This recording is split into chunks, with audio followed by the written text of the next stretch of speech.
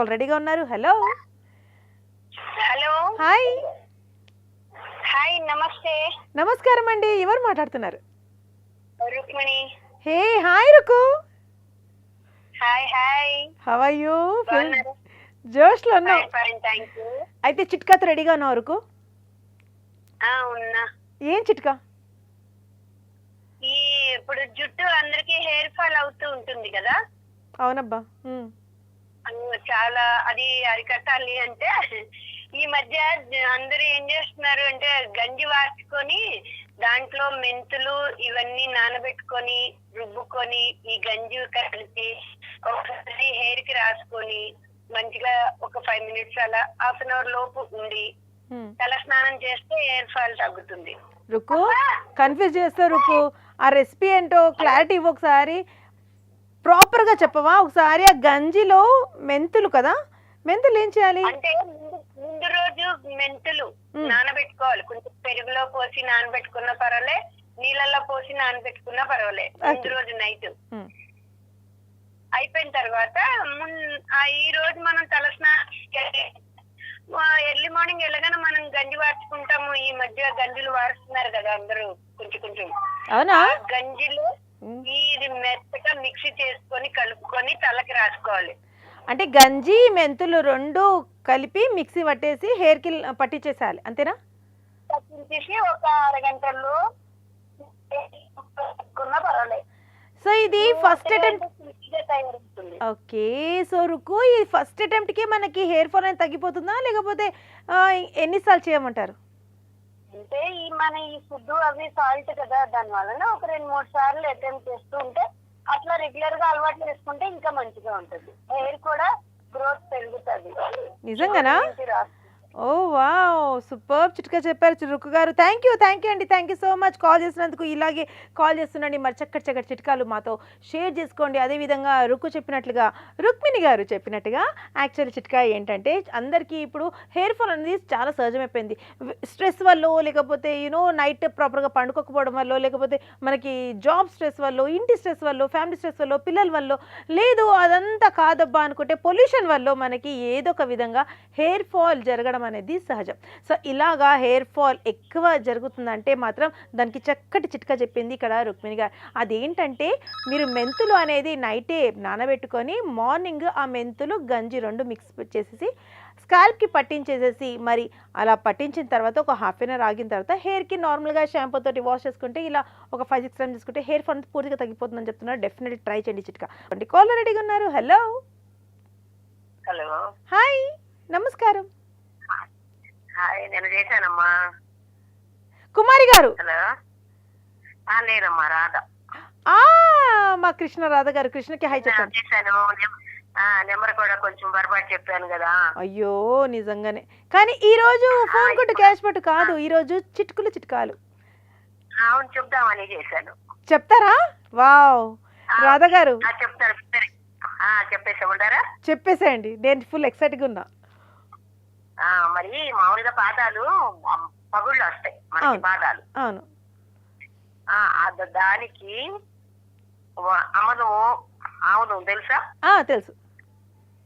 ఆముదము, పసుపు, కొబ్బరి నూనె, కొంచెం వాటర్ 4 కలిపి బాగా స్పూన్ తో గానీ మన ఏళ్ళతో గానీ బాగా తిప్పేసేస్తే వైట్ గా వచ్చేస్తుంది. ఓకే.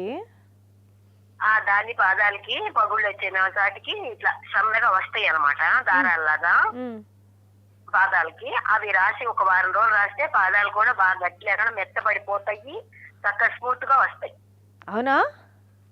ఆముదము, కొబ్బరి నూనె, వాటర్, పసుపు కంపల్సరీ. పసుపు కంపల్సరీ 4 కలిపేసి వేలుతో కలిపినా పర్వాలేదు, స్పూన్ తో అయినా పర్వాలేదు, బాగా తిప్పేసేస్తే 4 కలిసిపోయే వరకు పాదాలకు రాసేసుకుంటే ఒక 1 వారం రోజులు చేస్తే అసలు మధ్యలోనే తగ్గిపోతుంది. తగ్గపోతే కొంచెం ఒక 1 వారం లోపు. ఒక వారం అంటే వారం లోపు ఇలా ప్రతిరోజు రాత్రి చేయమంటారు?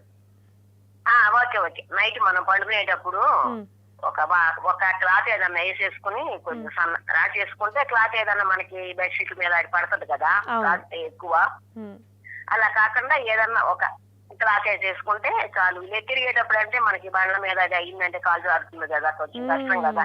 కరెక్ట్. అది చేస్తే చాలా బాగుంటదమ్మా. ఎవరికైనా కూడా చాలా తగ్గిద్ది. కాకపోతే ఇప్పుడు జనరేషన్ బట్టి నచ్చిద్దో లేదో. అయ్యయ్యో ఎంత మాట అసలు. ఆ, మీలాంటి వాళ్ళు ఉన్నారు కాబట్టి మాలాంటి వాళ్ళు మేము ఇలా ఉన్నాం. అంతేనా? అదే ఇప్పుడు నాకు 60 సంవత్సరాలమ్మా. ఇంతవరకు టీవీ ఎప్పుడో కొనుక్కున్నా. అప్పటి నుంచి ఇప్పటి వరకు నేను చూస్తాను కానీ ఎప్పుడు చేయలేదు. నిన్న ఏదో ఊరినే కూర్చుని మదర్ రేట్లు అవ్వగానే తిప్పితే ఇలా వచ్చింది. ఫోన్ నెంబర్ డెఫినెట్ గా అలాగే ఉంటుంది, మార్కలా. ఆ ఫోన్ నంబర్ అలాగే ఉంటది, అది మారదు. అది అని చెప్పి నేను గబగబా రాసేసుకుని ఇట్లా అన్నారని చెప్పి చెప్పాను. మళ్ళీనేమో అదే లింక్ కూడా అదే బ్యాంక్ కి ఫోన్ లింక్ ఉందంటే ఉంది అని చెప్పాను. నెంబర్ కొంచెం నాకు డౌట్ వచ్చింది. లాస్ట్ 9697 కొంచెం డౌట్ పడ్డాను అనమాట. నాకు 10-12 నెంబర్స్ నోటెడ్ చూడకుండా చెప్పేస్తా. అందుకని చెప్పి పొరపాటేమోనని మళ్ళీ చేస్తాను, అంతేగాని ఇంకేమీ లేదు. ఎప్పుడు చేయలేదు. 60 సంవత్సరాలు అయినా కూడా ఇంతవరకు ఎప్పుడు చేయలేదు. ఏమండి రాధా గారు, సౌండ్ తగ్గించలా నేను. ఫోన్ టీవీ రెండు ఒకేలాగా వచ్చేసి నాకు దడ వచ్చేసింది. అది పర్లేదులేండి రాధా గారు, అయినా సరే చక్కగా మాట్లాడుతున్నారు. నాకు ఇక్కడ ఒక డౌట్ ఉంది, నాకు క్లియర్ చేస్తారా? చెప్పండి. మరి 60 సంవత్సరాలు అంటున్నారు, అంత మెమరీ పవర్ ఎలా ఉంది చెప్పండి? ఏంటి సీక్రెట్? బానే ఉంటుందమ్మా. నేను చదువుకుంది అప్పుడు 4వ తరగతి. చదువుకి అసలు మెదడుకి అసలు సంబంధమే లేదులేండి. అంత మెమరీ పవర్ ఉందంటే ఏది? కృష్ణా జిల్లా నాగాయలంక. ఓకే. మీరు అంత జ్ఞాపక శక్తి ఉందంటే దాని వెనక ఏదో సీక్రెట్ ఉంది. ఏంటి? పర్వాలేమ్మా. ఒక 10 ఫోన్ల వరకు నెంబర్స్ మా తమ్ముడు వాళ్ళకి, మా చెల్లెళ్ళకి, మాకు, మా అమ్మాయి వాళ్ళకి, వాళ్ళందరికి కూడా చూడకుండా చేసేస్తా. అలా ఎలా? బ్రెయిన్ కొంచెం ఉంటుంది అనమాట. ఎప్పుడు చేస్తుంటాం కదా పిల్లవాళ్ళు. సీక్రెట్ మాత్రం చెప్పట్లేదు, ఏదో రహస్యం ఉంది, అది మాత్రం చెప్పట్లేదు. ఏం లేదు, రహస్యం ఏం లేదు. కొంచెం మీరు చెప్పినట్టు కొంచెం ఇదే కొంచెం ఎవరు పవర్ కొంచెం ఎక్కువగా బ్రెయిన్ అనమాట. చదువుకుంది 4 ఎప్పుడో చిన్నప్పుడు 16 ఏళ్ళకే పెళ్లి అయిపోయింది. 74 అయింది. బాబు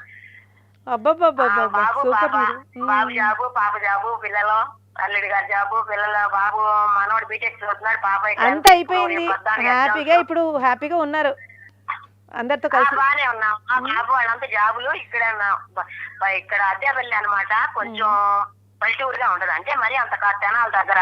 ఓకే సరే అండి రాధా గారు, మరి చక్కటి చిట్కా చెప్పారు. ఖచ్చితంగా ఈ చిట్కా అందరు పాటిస్తారని అనుకుంటున్నారు. నేను కూడా కంపల్సరీ పాటిస్తాను. నాకు కూడా అక్కడక్కడ పగుళ్ళు ఉన్నాయి. ఎందుకంటే ఇది పురాతన కాలం నుంచి ఉపయోగపడేది. ఇప్పుడు ఏ ఆయింట్మెంట్లు ఇవి అవి వచ్చినాయి కదా, వీటికన్నా తెలియని వంటింటి చిట్కాలని చాలా ఉంటాయి. మెంతులని, జీలకర్రని, ధనియాలని, ఏమన్నా కొంచెం మనకి వాంతింగ్స్ వచ్చేట్టు, తిప్పినట్టు కడుపులో ఉన్నా కూడా ఇవి డాక్టర్ కన్నా కూడా మన ఇంట్లో వంటింటి చిట్కాలు చాలా ఉంటాయి. కానీ మనం చేయము. ఏదో కొంచెం రాగానే వెళ్ళిపోయి ఆ టాబ్లెట్, ఈ టాబ్లెట్, జలుబు కానీ ఆటికని చిన్న చిన్న వాటికి అన్నిటికీ ఉపయోగించేస్తున్నాం. కానీ అందుకని అన్నారు కదా ఇంట్లో పెద్దలు ఉండాలి అనేసి. ఊరికే అన్నారా పెద్దలు కదండి? అందుకని అన్నారు ఇంట్లో పెద్దలు ఉండాలి. మనకి వంటింటి చిట్కాలు అన్ని ఇంట్లో దొరికేవే, చికెన్ లో దొరికేవే. ధనియాలంటే, జీలకర్ర అంటే, వాము అంటే. అవును అవును కరెక్టే. అద్భుతం అండి రాధా గారు. మనం పాటిస్తాం. అబ్బో కొంచెం ఏదైనా నొప్పి రాగానే టాబ్లెట్ తీసుకురండి అబ్బాయి, తగ్గిపోతుంది. కానీ లేదమ్మా మోషన్ టాబ్లెట్ వేసుకోండి, అదే అలా చెప్పేస్తాంలో అంతా ఇప్పుడు ఈ జనరేషన్ ఇలా అయిపోయింది. అబ్బా రాధా గారు మీరు సూపర్ అండి. మీరు చాలా అద్భుతంగా మాట్లాడుతున్నారు. కానీ ఇన్ని చిట్కాలు ఉన్న వాళ్ళు కంపల్సరీ ఇంట్లో ఉండాలని అంటారు. నిజంగానే థ్యాంక్ యూ సో మచ్ అండి కాల్ చేసినందుకు. మరి ప్రతి లైవ్ షోకి ఇలాగే కాల్ చేస్తుండండి, చక్కగా మాతో అలరిస్తుండండి.